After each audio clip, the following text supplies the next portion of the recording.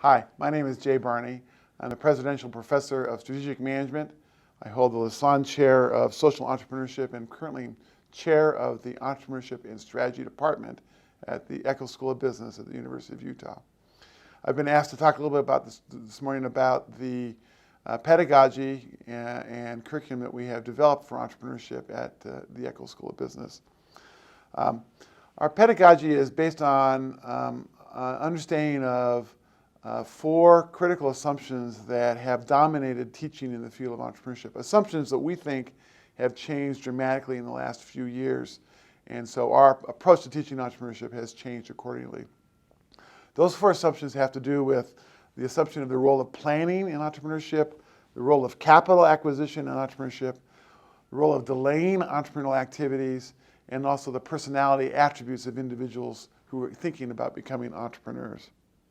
The old planning assumption was that in order to be effective as an entrepreneur, it requires detailed information about the opportunity you're going to try to exploit, and that information has to be written down in a formal business plan.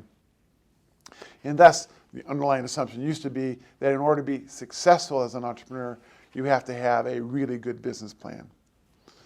The assumption on capital has always been capital is expensive, it's costly to get it, it's hard to get it. You should, but that sooner or later you're going to have to get a large amount of capital to be able to become a successful entrepreneur. The assumption about delays is a little more subtle. It sort of says, in order to be a really successful entrepreneur, you really need to delay. You need to finish your education, go to work at a large corporation, complete your training, put a lot of money in the bank, and only after you have all those things in place, then do you become an entrepreneur. So entrepreneurship should be delayed until those other things are put in place. The last assumption is the assumption about the kind of people that can become entrepreneurs. The assumptions have always been that you have to be an extrovert, that you have to be willing to work by yourself, a lone wolf fighting against the world, that you have to be supremely self-confident, and for many people, that you have to be a man. It has to be that entrepreneurship is a largely male endeavor. We have found at the University of Utah that these four assumptions actually do not map onto entrepreneurship as it exists in the 21st century.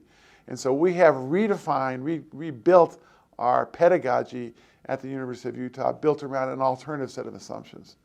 Instead of assuming that we have to be really good at business planning, we teach our students how to experiment, learn, and pivot quickly.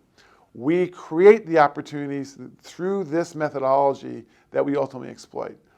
It's not that business planning is irrelevant, it's just that you don't want to spend too much time on a particular business plan because you know that through the experimenting, learning, and pivoting process, you're going to change the nature of that opportunity.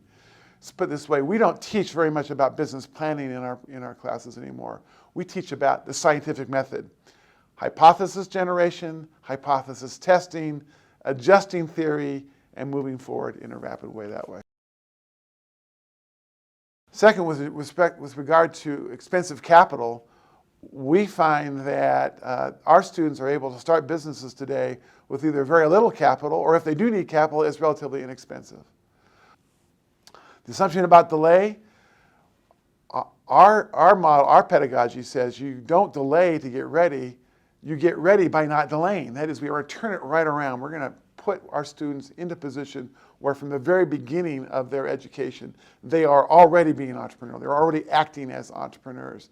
And that experience, we think, along with the content that we bring in the classes, helps prepare them more effectively. It's a form of learning by doing, and we want our students to learn quickly and to have that opportunity quickly in their educational process. So we don't think students need to delay. We encourage our students to start businesses while they're still in school. We encourage our students to start businesses before they work for a large corporation, or maybe even not work for a large corporation ever if that's their preference.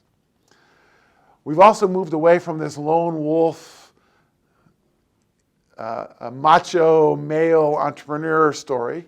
Entrepreneurship, in fact, is a team sport. It's not an individual sport. Entrepreneurs work in teams. They have to, all different kinds of people, extroverts and introverts have to work on those teams together. The outgoing work together with those who are less outgoing.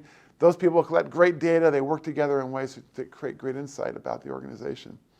And it's not just for men, it's for women as well, and we're certainly making significant efforts to try to increase the number of women students in our programs. Now this pedagogy that's based on a theory of how entrepreneurship actually works in the 21st century is reflected in each one of our academic programs.